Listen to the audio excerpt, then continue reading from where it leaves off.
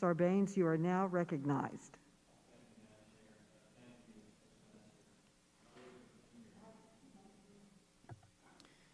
Thank you, Postmaster, for being here with us today.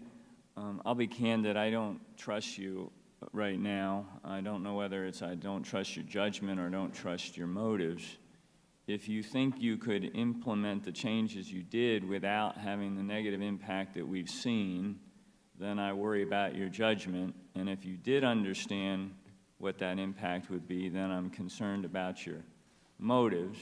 But you've got an opportunity here today to demonstrate to us that your judgment is sound and that your motives are pure. You're a businessman. We've heard a lot about that today. You're an expert, apparently, in supply chain management, which requires a lot of planning, specifics, details, all kinds of minutia, correct? Yes, sir. Yeah. On Friday, when you were in the Senate, you said, quote, "As we head into the election season, I want to assure the committee and the American public that the Postal Service is fully capable and committed to delivering the nation's election mail securely and on time. This sacred duty is my #1 priority between now and Election Day." Is that what you said? Yes, sir. Yeah, and you said it again today, the idea of getting the mail to people securely and on time. I got to tell you, I'm very concerned about the issue of what's going to happen with the mailed ballots. We've heard that from others today. We have a president freely admitting that he is opposed to USPS funding because he's hoping that a hobbled Postal Service won't be able to handle mailed ballots. And your own general counsel has warned 46 states that mailed ballots may not be delivered on time. Traditionally, as you know, the Postal Service has always prioritized sorting election mail separately and pushing it out as fast as possible, including daily sweeps of mail facilities for any election mail otherwise missed in processing. Yet the states and localities have been left wondering if this is no longer the case and what the president's continued broadsides against mailed ballots will mean in practice for those efforts. On Friday, again, to the Senate colleagues of ours, you said first-class or better treatment of election mail would not change. Quoting you in response to Senator Peters, you said, "Yes, sir, we will deploy processes and procedures that advance any election mail, in some cases ahead of first-class mail." Now, we'll note that on the website there's an FAQ to election officials that says they should use first-class mail or a higher level of service for election mail. Using USPS marketing mail service will result in slower delivery times and may increase the risk that voters will not receive their ballots in time to return them by mail. So you're saying that the post office is going to handle this on a first-class basis, but at the same time the FAQ is telling election officials that they should take responsibility for this, or otherwise the marketing mail service will come in more slowly. So we've heard about your commitment to our Senate colleagues. You said it again today, but to be honest, Mr. Postmaster General, we need something in writing. That would be very helpful, a detailed accounting of how exactly you're going to execute on your promises.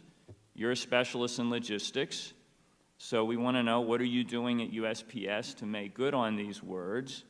How is USPS designing its interface with states and localities, with election mail vendors and others to assure that ballots get priority treatment?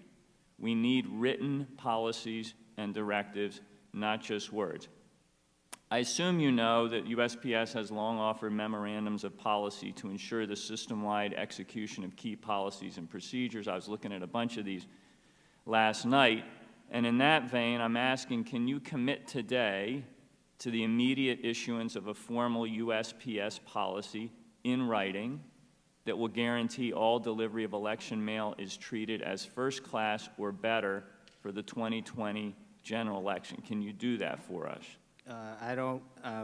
Our process is to do that physically. I have to get back to you on what I can give you in writing on that. We'd like to see that in the form of a memorandum so we can verify the commitment that you're making. This is where your motives can be shown to be pure. So if you could do that, I first-class mail is a appreciate classification of mail, and then we're talking about a physical process. So there's, we could advance mail in front of first class, but it's still not called first-class mail. I understand. I'm just asking to see in writing a memorandum on this that the post office and the public and we can get some confidence from. The other thing is, we've talked, I'm running out of time, but we talked about your ability to issue these reports. Could you commit as well today that you'll give us some data-specific updates on how the efforts regarding the mailed ballots are going, and do that on a periodic basis, weekly perhaps? That would be very, very helpful. Could you do that? Yeah, what I'll do, sir, is I'll commit to give the committee an update on the improvement of the service, let's say next Monday, where we stand on the service, and I need to check if we can get down to the individual ballot level, see what we can do there. That would be very helpful. I appreciate it. That will help demonstrate that you take this sacred duty seriously. I yield back. If I can just add, the letters that went out to the state was not a warning or was not an indication that we would slow anything down. It's trying to educate the state election officials on what the process was. This has been done in years in past. With the pandemic, we increased the content because we knew the vote by mail would be higher. It's really, we've reached out to we've made 50,000 contacts with state and local officials in our regional areas and through headquarters to try and integrate their processes with our processes so we would have a safe and secure election. Thank you. The gentleman's time has expired.